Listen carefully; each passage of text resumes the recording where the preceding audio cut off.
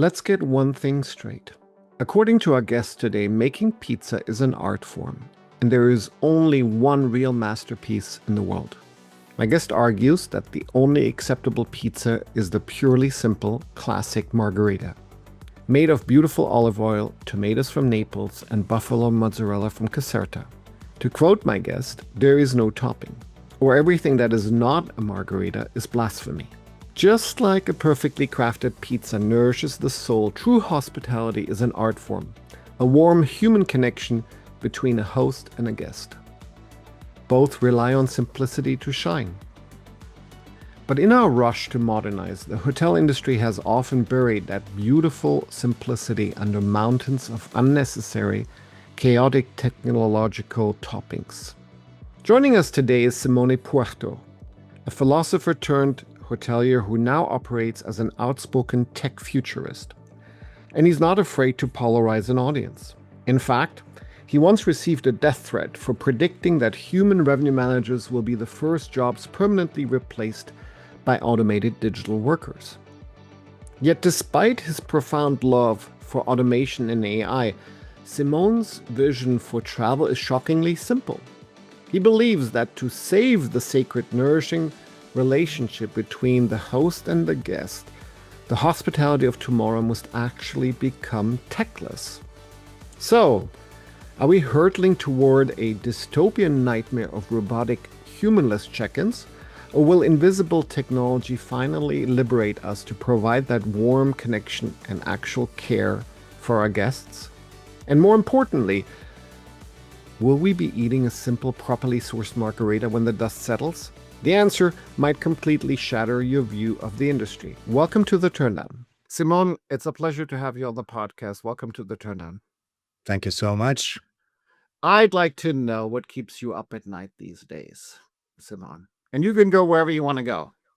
Yeah. So, first of all, thank you so much. What keeps me up at night? So we were discussing a little before off camera. So except for my kid, it's about what is really interesting to me. What has been interesting for the last few couple of years is how the industry is changing, and what the industry might look like in just a few years with automation coming into the space at a higher speed, AI, this new concept about around digital workers and agentic AI. And so my question is always the same. If we're getting all of this technology into the picture that I'm a fan of, I'm a techno enthusiast, is it still hospitality or is something else? And it doesn't have to be something worse, but is it still hospitality? And so that is kind of philosophical question that keeps me up at night very often. So welcome to my world. Well, and I think to level set this discussion, what is hospitality from your point of view in 2026? Because we can talk about the future and we can talk about the past, but Yeah. if you are very unfiltered, very honest in 2026, what is hospitality from your point of view today? I like words. It's one of my Mhm. my many faults. And if you go back to the root, hospitality comes from hospice, and that's Latin. And the Mhm. funny thing is that it means two things at the same time. It means host, but it also means guest. So you have this very interesting, like you often do with Latins, a dichotomy of two words defining different concepts under the same term, right?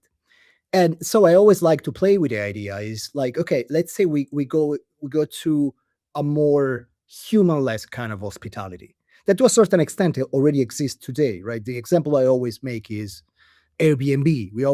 We all had that kind of experience where you go, you check in on an app, you check out on an app, maybe you talk to the host via WhatsApp, you got your key card on a PO box, you basically have no human interaction. Is that still a hospitality? Because if we look at the Latin term, that's not a hospitality because you're removing the host out of the picture. It's only the guest, right? So, what is hospitality today? It's hard to say. I would say that if anything, it's more guest centric, but not in the way that we like to create the narrative around it. I would say that it's a little more self service in a way, right? And again, I think it's an interesting question that we should ask ourselves. What is the what you know? It's a do des. What are we giving away? What we're getting out of that?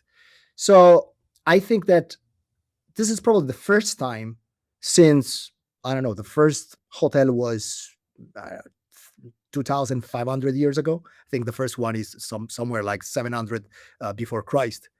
This is really the first time in the history of hospitality that this question really means something, and that we need to sit down and probably redefine the term itself. So I don't know. I don't think I have an answer for that. I think, if anything, right now hospitality is a moving target, and what we could do is probably will always be a moving target from now on. But at least we need to make sure it's a moving target within a certain perimeter, because otherwise it can mean pretty much anything. I didn't So let really me answer though. no, but let me rephrase in order to see, where we're at. From your perspective, hospitality today is less about the host, is more about the guest, right? Yes. In that equation, in that sort of, I'm the host, I have a house, I'm opening my door to a guest, right? Like in the traditional sense of host accommodating a guest. Today in 2026, it is less about the host, or at least to the guest, he's less visible. Hmm. And it's more about who's the guest, and let's accommodate the guest to the best of our capabilities, at least at this point in time. Is that a Yeah, fair totally. synopsis? Totally. And I can also say that the best of the capabilities of the host sometimes can also mean being invisible, not being there. For some of these guests, the fact that there will be nobody on the other side, that will be a totally humanless experience, could actually be a plus.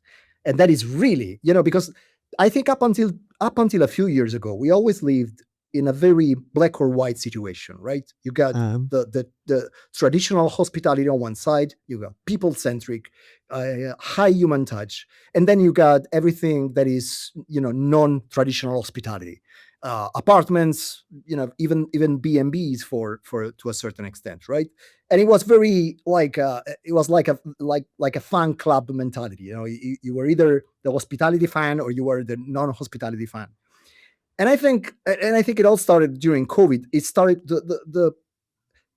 to blur, and now you got people that can pick up a human centric or a human less experience, depending on whatever, where they are with their life, what the reason for the travel is, whatever, right? And now I think we are less black or white when it comes to picking up where to sleep. And uh, but this of course changes the dynamics, because when you say guest centric, when the industry says guest centric, we always think about hyper personalization. That to me, it's a myth. And we can pick it up later. But anyway, I think what is happening is it's more guest centric, because the guest is taking the role of a host very, very often. Think about it. Again, you have an Airbnb experience. You will be the guest and the host. The fact that you're checking yourself in, you're acting as the guest and the host. So the responsibility of the check-in experience is pretty much yours. It's a funny situation, and I don't think we have any real history in the past to look for and to anticipate what is really changing. all right. Lots to, dive into. But before we get into many of the areas that you just mentioned, I want to sort of introduce you, Simone, to the audience. Who are you? What do you do? And why should people care about your opinion? I mean, you clearly have an opinion, right? Oh yeah. So give me your elevator pitch. Give me your dating profile. Sorry, too much Okay. information. Yeah. Okay. So you want the Tinder version of it. So that is so the short story is this. I didn't want to do this. When I started 27 years ago, I was studying philosophy. I wanted to be a philosophy teacher, or a philosopher, even better. And uh, and I was 19. I said, "What is the dumbest job I can get?" And I knew how to speak a little English. I knew how to speak a little French. I said, "Look, I'm going to work in a hotel, and I'm going to take the night shift, there would be nothing to do, and I can study, my beloved philosophers. And somehow I fell in love with the industry, and I started working more and more into hotels, to the point that when I was 28, 27, 28, I was general manager for a small group of boutique hotels in Rome, right? But I'm also a misanthrope, so I don't really like people too much. I like people in very small doses, and that doesn't fly well with the hospitality narrative. So I said, okay, maybe what I can do is I can take a step back and take a look at what is happening behind the curtains of hospitality. So I started working more into the consulting space, and I worked for several years with a consulting firm that has been recently acquired by Turndown. I got bored with that as well, so I opened my own consulting firm around 8 years ago. It's called Travel Singularity, and the main idea was that I was kind of expecting that things were about to change. That is why the name. And I fell in love with the whole, this whole idea that keeps me up at night, and that is how you integrate technology in an industry that is so traditional, and it's so human centric, and it's so anthropocentric in a way. And from there, I started doing what I do most, what most people know me for, and that is writing probably too many articles. I publish 8 books. I've done, I don't know, probably thousands of hours of MBA guest lecture at this point. I'm on the board of a dozen travel tech companies, and yeah, that's pretty much it. So you're keeping busy, right? Yeah, keep the blood thin. That's amazing. You started the introduction with you were looking for the dumbest job that you could find, and Mm, yet you fell in love with that industry very quickly, Yeah, right? because I'm dumb myself. So I found my That's the industry. philosopher's perspective. What made you fall in love with hospitality? So basically, when I was, let me give you a little extended version of it, because when I was working in this very bizarre environment. Mhm. It was basically 2 hotels with one Uh-huh. single booking and reception office, and it was managed and owned by Trappist monks. If you're not familiar, they're very famous for making beer. And so this was Rome in 98, 99. So you can imagine it was like, Stone Age when it comes to technology. So they didn't even have a PMS. What they were doing, honest to God, they were taking big pieces of paper, taping it with tape, and they were like, if you had to change a room, it was a nightmare. You had to delete everything and so forth. So it was so frustrating, and it took so much of my time that I wanted to do it in a little more clean way. And I was always a nerd, so I came up with like a proto PMS. And that was the beginning of it. And to me, it was so interesting that you had such an amazing industry working on such broken infrastructure. And I said, look, if you can fix the infrastructure and you can liberate the people, actually, this is going to be amazing. And it was amazing for a long time. I got a lot of my best friends. I know them during these years. So it was, to me, I fell in love with the people, and I fell in love with this connection from technology, believe it or not. And I always thought that if you could fix one of the problem, these people could actually give the best of them to a certain extent, right? Funny thing is that 27 years passed, and I don't think we are there yet. If anything, probably we are in a worse position than we were before. But that was what was very interesting for me. So we didn't fix any of the problems you identified 27 years ago? That sounds frustrating. Look, I think on paper, yes. I think the main problem we have is the fragmentation of technology, right? And our industry, it's complicated, because to be fair, we always complain about the fact that we are not a very tech savvy industry. Mhm. But I always make the same example. Compare it, like, let's say tomorrow you want to open a little shop and you want to sell shoes. Okay, you can probably operate with no software at all. You just need a POS to get credit card charges, and that's pretty much it. If tomorrow you want to open even a small boutique hotel, like I know, 10 rooms, you will need at least, I would say, 6, 7 different software, right? You will need a PMS, Hmm. you will need a channel manager, you will need a booking engine, you will need a payment gateway, and so forth.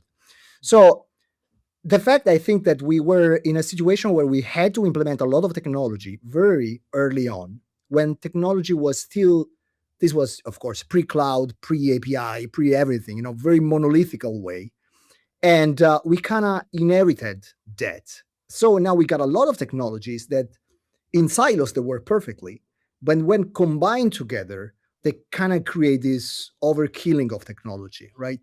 So, and on top of that, the funny thing about hospitality is that if you're running a shop, you can close the shop at some point. You go home and you go to sleep, and that's finito. Start again the next day. That's not the case with hotels. You never close. So there's never a time where you can sit down and think and maybe reassess your tech stack. So you're always running on an emergency, a continuous emergency, and the last thing you want to do is to change your tech stack while you're doing that, right?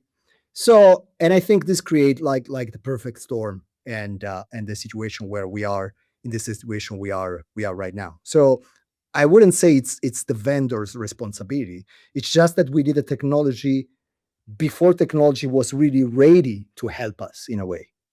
You make me remind myself of COVID when I hear, did the hospitality ever stop? Depending on the country, there were probably a few weeks during COVID where hotels stopped operating. They were closed, right? They had to send stuff away. And, we weren't really there, I guess, operating a hotel at that moment in time. But otherwise, the way I describe it, it's you're driving a car and you're trying to change the engine, you're trying to change the wheels, you're trying to change while you're driving, right? And it's extremely hard. Is that what you're observing? Is that the Totally, experience? totally. The way I put it probably less poetically than you. And the way I put it is, if I was an hotelier today, I would rather go through a divorce than to change my PMS, because of all of the pain that it goes with that. Because first of all, as you said, you're driving a car, and you still need to change the engine and the wheel while you're driving. And best case scenario, now you need to ride with two engines. So one needs to be the backup of the other. So it's not uncommon that you're changing one piece of tech, and now you need to run with two different pieces of tech up until the moment you can run with the last one. With PMS implementation, that's pretty much always the case, right? You run them in parallel. I don't know of any other industry that needs to go through this. Again, you close, you review your tech stack, you move on. That's not the case for us. So on one side, there's the operational side of things. It's very hard to do Mhm. it while you're always putting out Mhm. fires. And on the other side, I would also say, and this is probably part of the vendor's responsibility, it is very hard for a hotelier to understand what piece of technology to buy, right? It's very hard to compare. Uh, Even websites that I'm not going to mention are trying to go a little more meta and trying to compare different software, but it's very hard unless you get a proper demo, and maybe you got an implementation and you got the system for 6 months, and then you can see if that is the right fit for you. It doesn't work. So it's a lot of word of mouth that is never a good thing. And so I would say these are hospitality typical situations that are unique to our industry. I cannot find another industry with the same problems, really. Yeah. What's your take in Rome? You're in Rome right now. What's your take? The average hotel uses how many systems today? Too many, I would 10? say. No, more than that. I would say that on average, like anything, if you're not considering really small properties, I would say that on average, at least you got 15 different software. Look, I'm working on a tech stack project for a client of mine, and it's an Yeah. average property in Yeah. uh, in Switzerland, Italian Switzerland. We're talking 85 rooms, so it's not super small, but it's not even a thousand rooms. And we're Yeah. talking about 27 different software, 20 freaking 7 different software. And on top of that, again, the general manager just signed contract after contract because he needs to solve some problems. Now we had the time to sit down and look at the cost of these technologies, and it's crazily high. It's only the technology is probably 10% of the overall revenue. So it is what it is. So out of the 27, give me two where hotels should invest more in and two that you think should disappear. You want me to get so many enemies now? No, that's okay. This is a safe space. Nobody's listening right now. Oh yeah, I It's just know. me. For the moment. Look, I think there are some technologies that whatever you pick will make no difference at all. Okay. And that is pretty much everything that is invisible to the guest. And it's pretty much non-operation centric.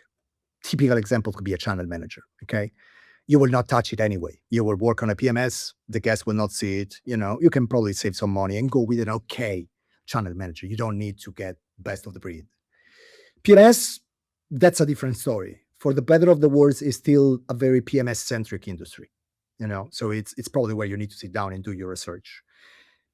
And I would say that what you need to do is not only look at it from an operational point of view, meaning, is this going to solve my problems, but also from a future-proof point of view, meaning, is the system open enough? Because especially now, I don't know if I need to integrate an agent in 2 years, for example, right? Can I do that with the infrastructure of my PMS? Is it cloud native? What are the APIs? Do they even know what an MCP is? All of these questions that I imagine the typical hotelier cannot and should not ask to the vendor, right? That's not the job of the hotelier. So I would say the PMS is, again, as I told you, it's probably better to go through a divorce. So I would say PMS, if you want to spend a little more, spend on PMS, Okay. And then that I think there's a lot of ancillary stuff out there that doesn't really make a big difference.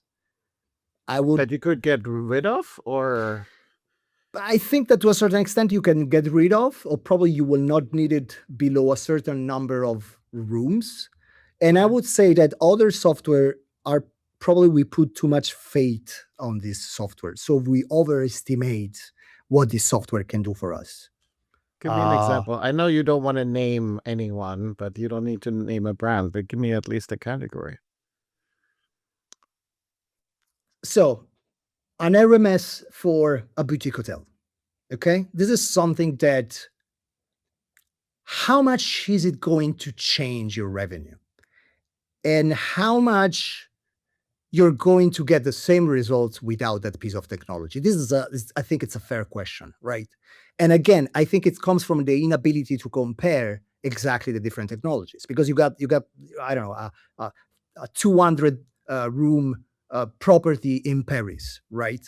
With like a very leisure centric distribution, very US centric. In that case, the every room will count, like a small 1% extra profit will make all the difference in the world. And I can understand, okay, sure, we need system to back us up, or even a system to take decision for us. Great. 20-room boutique hotel in, I don't know, the south of Sicily. Will that make a big difference? I don't know. I'm not sure. Okay. The problem is that maybe the hotelier goes to a trade show, goes to the whatever, your local version of ITB or WTM, and some vendor is talking about the fact that now you can increase your revenue and your RevPAR by 1 billion%, and with no context whatsoever. Now you go back and you say, okay, we need an RMS, and you sign an RMS, right? And then you go to the next thing. So now we need a semantic analysis tool. Great. The problem is that you got 2 reviews a day, so the volume is never going to be there. Or we need now, I don't know, I'm trying hardly not to name drop, but it can be like a platform aggregating data from other destinations. Great. Mm-hmm. But still, only 5 properties in my destination signed up with that vendor. So the numbers I have are completely irrelevant. So I think a lot of this technology look great on paper, but when you put it into the reality of the single property or the single destination, you need to give a closer look and really see if that makes a difference or not. Not to mention CRMs or whatever we put under the name of CRMs, So it's I think if you basically, you got two extremes here. You got on one side, you got the hotel that will stuck with a PMS and a channel manager and a booking engine, end of story. And on the other side, you will have the hotel that will sign everything that looks new. And at some point, this will pile up, and you get to the example of this client I told you about with 27 different software. And I would say that probably 17 needs to go, because they will not only they make no difference, they cannot be integrated between each other. So now you have this nightmare of tech silos everywhere. And just to understand where is the single source of truth for your guest, it's pretty much impossible, right? And that's complete different story with data and data warehouse. But it's I would say that the problem is that this is not a decision that a hotelier can take by himself or herself. This is not a decision that I could take when I was a hotelier myself, because you got more urgent things to deal with. I was a hotelier for a long time. I've seen them all. Guests dying in the room. Like a room getting on fire, whatever, and you deal with that. If you have somebody locked in the elevator for 3 hours, that's your emergency. You cannot think too much about what kind of PMS you need to buy. And this is where the consultant get into the space. The problem is that a lot of these consultants are taking quite a lot of commissions from vendors. So you never know if what they're suggesting you is exactly the tool for you. And you create this, quite liminal nightmare dystopian effect. That sounds terrible. That sounds I know. terrible. Okay, hold on. There's a lot to unwind here. Be critical about which systems you use is what I'm reading between the lines. Not every RMS will deliver the value it actually promises to deliver. So, it's you may be using a lot of system for its intended purpose, but the value it creates is not worth the effort, is what I understand from, in this. I asked you before we go into the consultant area, I asked you, is there a system or is there a solution out there that you think in 2026 hotels should invest more in? Because, it is something that is exciting from your point of view, that is unlocking value, that, will be the hottest commodity in the future. I don't think it's a piece of software, but it's a shift in mentality. And I think Okay. what we really need today is to make sure 100% that we got a single reliable source of truth. And that is something you never find, right? So typical example is, there's a lot of talking about, no, I don't even want to go into agents, but think about, I don't know, conversational reporting or integrating some conversational booking engine and so forth. That's all great on paper. But in order to do that, you need to make sure that these systems are trained on the right data. And often you don't even know where these data are, because part of this data will be on a PMS, part of this data will be on your food and beverage system, part of this data will be under your CRM and so forth. So it's very hard just to understand where the source data is coming from, right? And I'm pretty sure if you go to a hotel you've been like many, many times, there will be so many different versions of yourself, and each version will say a different story, right? Or just a little piece of the story. So I think what is really exciting for us right now is trying to find a way to find an agnostic, so it doesn't even need to be vendor centric, single source of truth, like a data warehouse. You can put it like that. I'm oversimplifying, but because again, first of all, you don't know what you will need in a few years. Probably you don't know what you will need in a few months. And let's say that at some point I will need to get to a level of hyper personalized marketing automation that is only possible if I really understand who Sebastian is. And to understand who Sebastian is, I need to get all the pieces. It cannot be all around. Otherwise, I will get just a small part of the story, right? Let me give you an example. I go to the same hotel over and over again, and they got a lot of information on the PMS about what time I check in and what time I check out, for example. But the PMS is not recording data from the F&B system, for example. And I'm a vegetarian, and now you're sending me on Easter, you're sending me this menu, and the first thing I read is that you're offering me like an agnello, an Italian agnello, okay, a baby lamb. And I said, okay, fine, but you should know that I don't need this stuff, right? And the problem is that there are so many different versions of Simone. There's the PMS version, there's the food and beverage version, and so forth. So I would say that it's the shift needs to be, do you know exactly where your data lies? And let's say that tomorrow you want to integrate like something as simple as a chatbot on your website, or like a digital worker picking up the phone. It's all very much doable. Where do you plug and play this system? Where is the source? And this is where the problem starts. Not to mention that maybe you want to make sure, because now you got this fear of missing out and you start signing more and more contracts. But again, you will work even in more silos now, because maybe you sign up a contract with a chat or an automatic email platform, and when you decide to move to another software, you understand that all the training has been done internally and proprietarily by that platform, right? So to me, it's more about make sure that the ownership of data is under control. It's more about the governance of your data right now, rather than the single pieces of technology. This is something we can discuss later. But if I know that I got an agnostic single source of truth that I can plug and play to whatever system I use, I'm already in a very, very good position. Now, a hotelier may say, isn't that my PMS? And why is it not my PMS? Isn't that the single source of truth?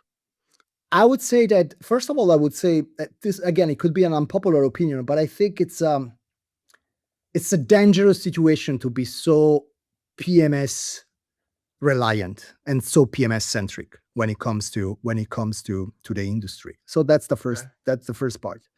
The second one is, and why is that? Sorry, I need to double click on that. Why is it dangerous to be reliant on a modern cloud-based PMS system? I would say, I'm not talking about the database that is underneath your reception sitting on sure. Sure. I think it's just a question of, again, I think it's more a question of mentality, because now you over rely on your PMS for whatever reason, right? And it kind of creates, even in the industry, this funk lab mentality where you got, the best of the breed versus the only one. That's the conversation we all listen to. Okay. And it creates even more confusion, right? So now you got, and you have this all the time. You got on one side, you got the hotelier that are all for the big O, and the only one system, and the other one is, I'm going to go super agnostic with this, best of breed. And wouldn't it be better that the data is somewhere else and this is agnostic and I can just plug the PMS on top of this data, and I will free myself from this dependency? And again, I could be overthinking this, but I think it's this is problem number one. The problem number two is that the PMS is not always the most reliable source, because it's not always the entry point. Sometimes the entry point is something else. And are we sure that this data is coming back correctly into the PMS? So you got, for example, the first example is the data entry errors, human data entry errors. Again, my name is Puorto. Nobody can pronounce it right. Not even my mother. Okay. Like I go to a hotel, I got like 20 different spelling of my name. Yeah. That's already one problem, right? So that's one. Or the other one is, what is the level of, because there's a lot of talking about, open system, open API, that's all great, but we never really think about the quality of this API, of this documentation. So what kind of data are we sending or giving it back? Let me give you a typical example. So you get an RMS, and you're seeing that the pickup for a specific date is growing and growing and growing. So the RMS will tell you, look, you need to increase your price. But now you see that the information that is coming from the PMS to the RMS is not the availability for each room type, but it's the availability in general. So for example, instead of telling you, look, we're selling a lot of rooms, but it's only double single-use rooms because there is a pharma meeting in town. Okay, so that's the only kind of room they're going to buy. Now the information that is coming via the API is, look, we're selling a lot of rooms, so you need to increase all of your prices. And now you start increasing your prices for a triple room or a family room, but nobody is buying these rooms, right?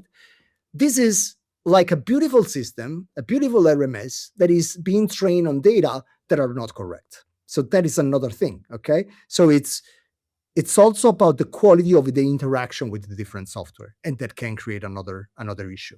And the depth of the APIs, or the frequency of Exactly. data. Exactly. Especially, I was discussing the other day, again, an unpopular opinion, but I was discussing about the fact that Google launched this UMCP protocol, right? And that is to Mhm. standardize the purchases directly into generative engines. And I said, look, this is pretty much the same thing we used to have with book with Google. I don't know if you remember. At some point with Mhm. meta search, I said, look, you can book, you can finalize your reservation directly inside the search engine result page. Never worked out because the volatility for us it's way higher than it's that we retail, right? So there are so many different things at stake at the same time that the quality of the API needs to be something you should be concerned about. But again, is it something I can ask to a hotelier that the main focus is to care about guests? Because I don't want developers to check me in. I want people with soft skill to check me in. So they need to rely on somebody else to first of all understand what they do, but also give them the best solution. So it's like we are at our core we are a very soft skill industry, but we are requested to have such a degree of high skill of hard skills that it's not even funny. Okay, so and that is again open a typical LinkedIn job position posting, right? We're looking for a receptionist. Fine. It needs to be able to work in a team. Fine. It needs to be very human centric, and soft skill. But now it needs to know 25 different software. It needs to understand how to get this commission out of Expedia, and it needs to understand how this integrates into that booking engine. And this is where you do not get the best of the breed, because now you got this mythological creature that are half developers and half receptionists that are not good at either. You see my point? So we cannot ask the hospitality people to understand the technology. We should guide them. How we guide them, that's a whole different story. What's the solution? Ah, I don't know. It would be great to have a proper system, at least to filter out which technology is not correct for you. And it's not even what is correct for you, but just you go into the market now. Like, and I live in Italy right now, as I told you, and we are bombarded with local vendors, right? Especially, there is one company that is buying everything right now. Mhm, So mhm. now you go there and say, okay, I need a booking engine. Great. I start Googling booking engines, and I got like a thousand different results. So which one is the best for me? It's pretty impossible now to understand that. So if we can find a way just to filter out the noise, that will already be something. In order to do that, though, the vendors should be open to give the information about their systems. So now the system can be actually compared. And usually Mhm, there's a lot of secrecy behind that. It's like mhm. where is this PMS making money? Because it looks too good of a deal. And then you understand that maybe they're getting a 0 point whatever percent on top of your transactions. And that is, something probably you didn't realize at first. And again, it's something that maybe you will realize after a year you're usually utilizing that software. So I would say it's more about trying at least to remove the noise when it comes to picking up the right tech stack. Isn't that what our chat GBTs and large language models promise us to do? I mean, to cut through the noise, replace, google.com, right? I'm right Exactly. now shopping for I'm kid you not, pizza oven, right? And I Mm, have mm, I have three criterias, right? I want it to heat up so I can make Napolitan pizza, right? mhm. So it needs to be hot enough. It needs to have the right size, right? And I think that's about it, right? Like it needs to be the right size and it needs to be hot enough. Those are the two criterias. And of course it needs to But you're fly. not look, you're not Italian, because otherwise you will have another 25 criteria. So I can guide you into that after, off camera. But So, but if I go on Google, I see 2,000 results. That's crazy. Mm, Like, I don't want 2,000 results. I want a short list of 4 or 5 that mm. are available in my country that I can pick up, that I can actually find in a store that I can actually look at before I purchase it. So, and it brings us to sort of the change of travel, if you will. But isn't that what I guess the promise of the solutions like ChatGPT make it so attractive that, suddenly I no longer have 200 booking engines to choose for. I have 3 Yes, but because let's do a little game, okay? okay, How do you ask this question to ChatGPT? I write, I s- And what do you write? Give me the prompt. I give you like, who am I? First, I Mm, usually start with who am I? I mm. am here's where I'm located. This is what I care for. This is how much. I mean, in this particular context, like this is how often I use the pizza oven, right? I provide some context around who am I as a person, right? Yes. And this is what I'm looking for, and this is what I care for. At least, heats up quickly. I only have 3 criteria because clearly I'm not Italian, right? I'm still, Mm. um, and that's it.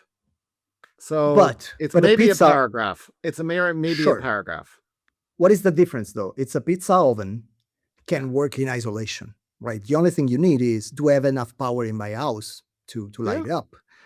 Do I have Fuel. enough fuel and space? That's it. Mm-hmm. So Mm-hmm. fine, that's going to be relatively easy to make a comparison. Now, let's say I want to get an RMS. So the kind of question if I follow your logic, I'm a hotelier and I can say, look, I'm a 40 key property in Paris, and I need my prices are pretty dynamic, and I just want to make sure that I have a system that back my human revenue manager up, so he can help me out, right? And I start doing this, and I got a list of results. Fine, and I see that the best solution for me is, Mickey Mouse RMS, whatever, right? But as a hotelier, I don't know what is the right question to ask. And the right question to ask, for example, is, this is the PMS I'm using. On top of that, I'm in Italy, so I'm the only country in the entire world where invoicing is different from all the other places in the world. So you need to take into consideration that aspect as well. On top of that, my accounting is living in the 70s, and he keeps using this stupid account system from 1980, and I cannot get rid of that because otherwise I need to fire that guy. You see, there are so many different variables here that it's impossible to get an answer. To get an answer, it's like the dream of ABS. You know, So the prompt is 200 variables, so 300 variables. exactly. And it's impossible because, first of all, even if you can get the right prompt, you need to have the first of all the technical understanding of the technology, but you also need to have a pretty good understanding of the SOPs, what you're actually doing in your properties, what are the operations in your properties, what are the processes in your properties. A vendor will not have that. So you need to have like a savant, somebody that knows technology, know exactly your operation, now can tell you this is the right way to go. Okay. And even for us, if a client comes to me and says, look, I need to change my RMS. Say, look, I got like a billion questions before we even start coming up with a short list. That is the main problem. And it would be great. And I think there is at least one company that can do that, to have something that is a little more proactive. So instead of you going into ChatGPT and looking for an oven, is the system coming to you and say, look, okay, you need an oven. Now reply to all of these questions. And after all of this question, I will give you the best oven for you. Fair. It's a different angle. You see, it needs to be proactive. That is the problem. Again, I've seen many, many clients just going with a piece of technology that looked amazing on paper, except that it didn't connect to that specific software that, for whatever reason, could not be changed. Mhm. And so it's not about finding the best solution for you. It's finding the best solution for you within the perimeter that this solution will work and connect to all the other technology stack.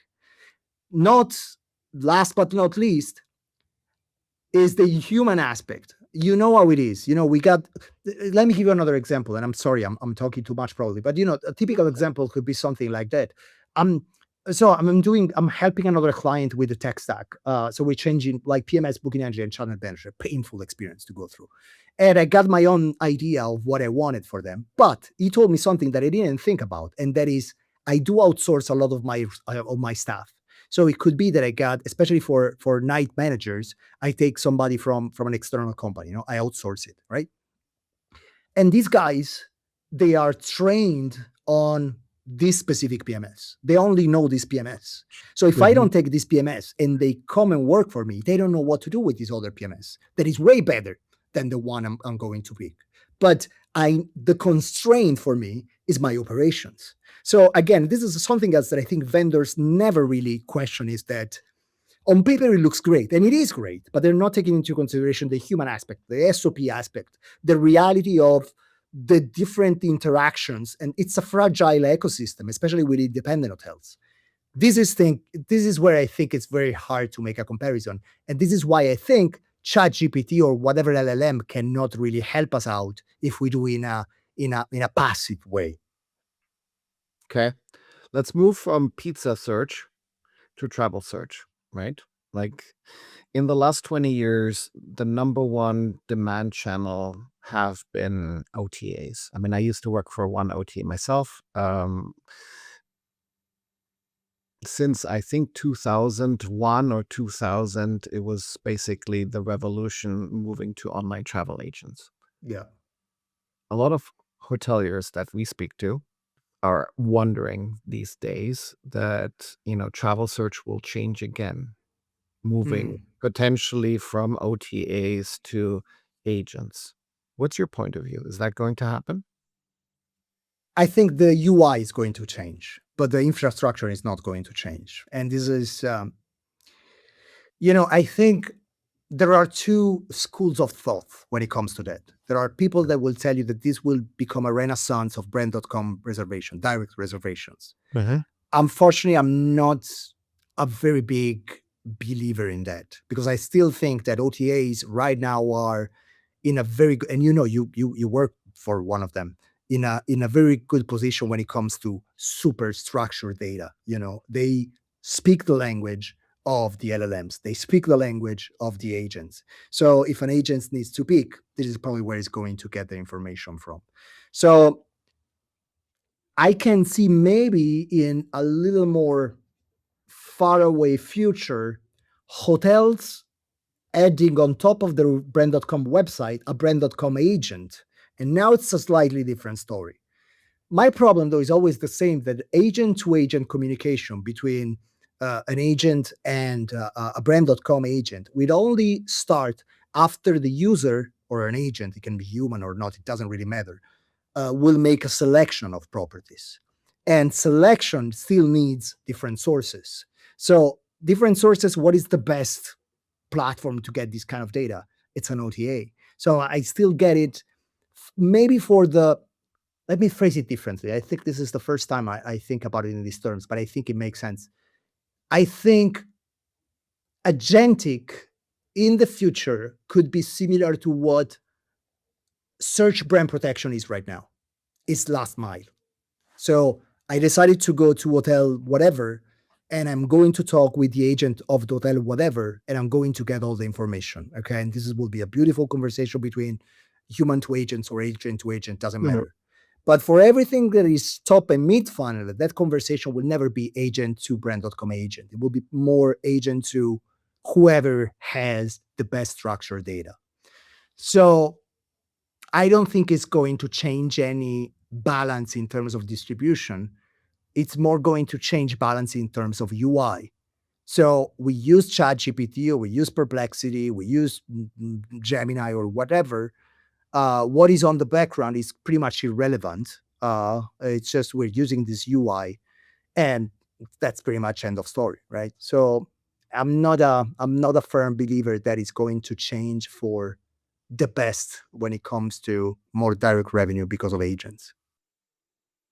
So you don't think Google will, I guess, answer any agents with their own data? You think they will still rely on OTA data? Again, let's say again, let's do a game. You need a hotel in Barcelona for tomorrow, right? You don't know where you want to go.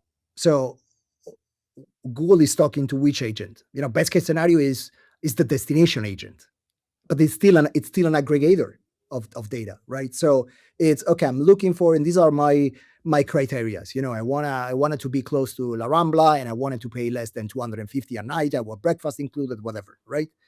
And still, the agents need to do some comparison now. And comparison, it's in the name. It needs to compare different things. So different hotels, but even different prices for the same hotel. That's the main concept of meta search, if you think about that, right? So in that case, why should the agent talk to the hotel agent itself? It's more likely that it will come up with a selection, with a filter, and then the conversation will be with the brand.com agent. So I see it more as a last mile application, if anything. Okay. So no change, basically. Is that fair? Or not big changes? I think it's going to be cosmetic changes. Changes again, UI changes. It doesn't mean no changes because we see that, like for example, for my clients, uh, I've seen at least a 20% drop in organic traffic. And this is all going to GEO. It's ChatGPT, Perplexity, and so forth. It's great. The problem is that when they get on the website, nothing really changes. You got the top funnel is never on the website anyway. So in terms of what is happening after, nothing really is changing. It's changing probably the top funnel, but again, it's mainly changing in the way you interact with the interface rather than with the content. So instead of going into 20 different websites to compare, maybe you go into one single interface, and this single interface is talking to 20 different websites. So it's of course it's an easier experience for the guest. But is it changing anything in the dynamics of distribution for the hotel? I don't see that. And probably I'm sure you've seen a few of these experiments with ChatGPT apps. Hmm. Marriott's got one, Accor has one. A couple of vendors came up with these apps, but it's still a clunky thing. You need to connect an app. It's still it's not there yet.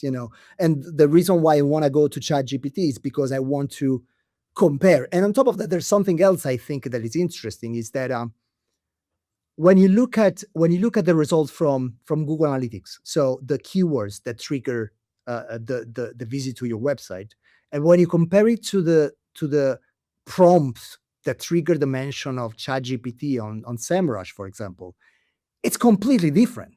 You know, Hmm. the search is very much transactional keywords, mainly branded keywords. It's funny how you show up in mentions for people that started the conversation somewhere else entirely, right? To your case, let me give you an example. You start looking into a pizza oven. Said, okay, I want to know more, but what is the criteria I need to check out? Okay, I'm going to send a message to Simone. You write to me, and I write you back on WhatsApp with 25 rants about why that will never work, And now you said, okay, it's probably right. And I said, look, because the best pizza in the world is from this little pizza place in Naples, blah, blah. And you go, okay, let me check. So maybe I can understand how they do pizza. And now you get exposed to the destination. And now that you're exposed to the destination, said, you know what? Maybe I'm going to go do a weekend there. It's more intentional and conversational. It's part of a very long story. So the intent is completely different when it comes to that. And it's funny, I over the last few months, I've been really spending a lot of time just reading to the prompts that trigger the mentions. And it's so funny because most of them are not even hospitality related. You show up from conversation that maybe started weeks ago about something completely different. And that's, to me, it's very interesting. Is it changing anything in terms of the distribution dynamics? Not that I see. Hmm. I want to give me a lot to thought on. I want to do a quick rapid fire with you before we talk about sort of the future outlook. So rapid fire is very simple. I throw things at you and you give me a short answer with, anything that comes to mind. Let's start with what's one thing that will disappear from a guest hotel room? That's a good one. TVs in the way we think of TVs. So they will become screens. They become screens, and you bring your own account, or do you Yeah. watch local TV? Yeah, no, it's going to be screens like that you simply just double your screen on whatever you're watching on your Netflix account. You're going to double it on your mirror it on your screen. Okay. All-in-one PMS or best in breed? You are really a nasty one, huh? That is I cannot answer that. I So cannot you don't want answer that. to. That's okay. That's an You answer say I'm a too. no. Look, I don't want to be politically correct, but it depends. Some properties will never be able to do the best in breed. Some Okay. properties will need to go to the all in one. Like I'm thinking more resorts. I mean, good luck with a beautiful best in one, and I got a couple in mind, but good luck just making sure that they can manage like the golf tee time or the casino or whatever, stuff that we don't always think about. That is going to probably be more like a big thing. But for the average independent property, if you really want an answer out of me, uh, it's going to be best of breed. Okay. MCP or APIs? APIs. You thought I was going with MCP, but it's still too early. Too many Okay. hidden things. AI centric or human centric? The humans as luxury, as I always put it. So it's AI in the background, humans in the front. Okay. Favorite pizza topping? We gotta go there. There's no topping. There's no topping, my friend. It's only margherita. I'm Italian. There's no other pizza. I don't even know why you have menus. It's Okay. everything that is not a margherita is blasphemy. Okay. So, but there's cheese on the pizza, right? Yeah, Tomato and this. you got beautiful olive oil. You got a Okay. beautiful tomato from Naples or close to Naples, and a beautiful mozzarella from a very specific place in Caserta, and that's it. That's it. That's it. Okay. What's one question you wish more people asked you but don't? I think a lot of people is obsessed, and again, I'm a futurist, so it's counterintuitive coming from me. But I think a lot of people ask me about the future. They don't really ask about what they need to fix now to make sure that they are future proof. So I think this whole last mile mentality of pragmatism, of just implementing something, it's going to be dangerous. So I would like to. The question that I don't get asked very often is, what should I do now? Not what I should do tomorrow. Okay, so what's the answer? Do a proper due diligence of three things: tech stack due diligence, SOP due diligence, people due diligence. Make sure you understand how these interact with each other, and you already did 90% of the work. Okay. You publish in a constantly new things, right? You're very active on Hospitality Net. What's one topic that I guess polarizes most people that you're publishing on? Digital workers, Digital work. automation. Okay. Look, I was talking to a friend today. I said, look, I remember I'm not joking. I received a death threat once because I said, I was talking about the specific. I said, look, the way human revenue managers, the way we think about the human revenue managers today, it will disappear. They will be the first one to go. Okay. To my students, I always say, look, if you want to go into revenue management, be very careful what you mean with that, right? Because the way our assumption of what a revenue manager is going to disappear. And every time I talk about automation, and I try to be as really balanced as possible, if you know a little bit my work, I'm very ethic centric. To me, it's very important that whenever we implement some level of automation, this will not disrupt the human workers. But every time I do mention that, you got huge and polarized reaction. On one side, you got the transhumanist way of people say, look, humans are crap. We're going to automate everything, and this will be a beautiful society. And that's a dystopian nightmare for me. On the other side, it will say, look, this is hospitality. We'll never get technology into our processes. It will always be human centric. And my take on that is always the same. And I said, look, I think we're experiencing what I call a reverse uncanny valley effect, and that is, the typical uncanny valley is when you got a robot that is looking to human, right? And I think what we're seeing now is humans looking a little too robotic.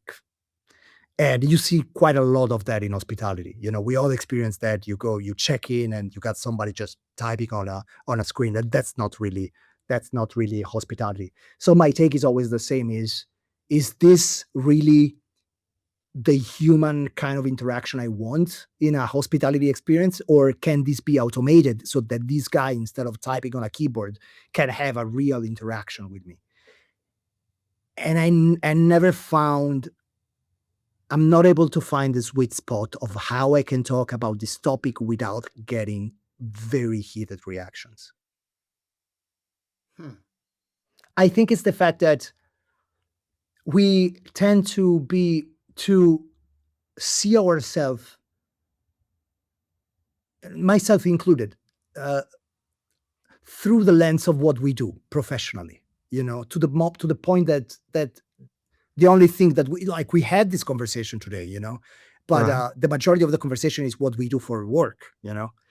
It's we know each other, so it's a little easier. But it's even in conversation, it's hard that you see two people talking about who they are. Yep. So if you remove what you do, for a lot of people, this is also means that you're removing who you are. So it's an identity problem, and that is my thing. When you talk about automation, you're talking about the identity, and you need to be super careful. You make of it that. existential, right? It is totally existential, my friend. Totally existential. I can see that. It's a trigger for most people. It would be a trigger for me as well. A few months ago, I was contacted by this guy that said, "Look, what about you train this model? You train an agent with everything you know, and this agent will give consulting to clients, and you get 25% out of all the contracts." And I said, "Okay, this is kind of cool." But then I thought about it. I said, "Look, this is really just." It's a personal attack to a certain Mhm. extent, So I fell into my own trap, and so it's I don't know how you can talk about that without getting crazy reaction. And I think probably it's healthy that you get reactions when it comes to that. It means that we haven't given up yet. All right. I want to close the program with, I guess, referring back to something you shared at the beginning, which is you have a 6-year-old son, right? 6 years. Mhm. Almost, yeah. So fast forward, he is, a teenager. He's finishing school. He wants to pursue your career. Mm. Give me, what are you going to tell him when he says, "I want to work in hospitality"? Um, so I hope the hospitality industry it will inherit will be different from the one we have now. And I always say that this hospitality is a liminal space between what it used to be and what it will be. And and again, it can sound counterintuitive, but I think that the future of hospitality will be completely techless. And follow me up on that, right? Again, as I Mhm. told you now, if let's say my kid is 20 now and he wants to go and work in hotel today, I would say to my son is, look, you need to understand how to work with people, how to work under stress, but you need to have a decent understanding of technology. When my kid will be 20, he will not need to have any understanding of technology. Technology will be just on the background. It will be an afterthought. Okay. And I think we could, if we make it right, we could go back to the real core of what hospitality is all about. And this is what I told you at the very beginning, because remember, hospice, host, and guest at the same time, but the same word is also the sacred relationship between the guest and the host. And I think because we are now so caught up with trying to make operations better and better and better and better and better, make everything more scalable, we're forgetting about that. So if my kid wants to get into hospitality, I would say, look, focus on the soft skill, care about people, and always remember that hospitality is about being the guest and being the host at the same time. It doesn't have to be anything that has to do with putting data into a PMS. If we can get to that, where technology is just something on the background, and we can focus back to the hospitality that I knew, because when I was in the late 90s, I fell in love with hospitality because it was so human centric. and technology was broken, but it was a lot of fun. I got so many friends out of that, just because with no technology we had the time just to to spend some time with guests. And I think we can go back there with a better infrastructure. So we have, what, 10, 12 years to make technology disappear? I don't think we'll make it in time, but 20, maybe 20. All right, Simone, thank you so much for joining the program. It was a pleasure talking to you. I hope to have a chance to have pizza with you at some point. Whenever you want, my friend. But thank you so much for joining the podcast and the program. Thank you so much. Bye-bye. Right. Bye-bye. Thank you for listening. If you like what you're hearing, make sure you subscribe to avoid missing the next episode. It helps us produce better shows and get the most interesting guests. Thank you for your support.